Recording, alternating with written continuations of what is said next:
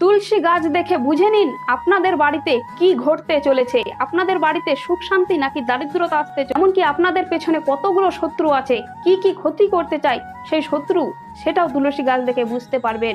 আরেকটি গাছ দেখেও বুঝতে পারবেন, সেটি নাম আজকে আমি আলোচনা করব। তুলসী গাছ যদি দেখেন হঠাৎ করে শুকিয়ে যাচ্ছে, তাহলে বুঝবেন আপনাদের বাড়িতে কেউ বড়সড় রোগে আক্রান্ত হবে।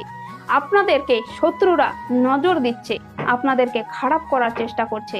যদি দেখেন তুলসী গাছের পাতাতে কোঁকড়া কোঁকড়া হয়ে যাচ্ছে, অর্থাৎ পোকা লেগে যাচ্ছে, তাহলে বুঝে নেবেন শত্রুরা আপনাদের ক্ষতি করতে চাইছে কিন্তু ক্ষতি করতে পারছে না, অর্থাৎ সেই তুলসী গাছ আপনাদেরকে রক্ষা করছে।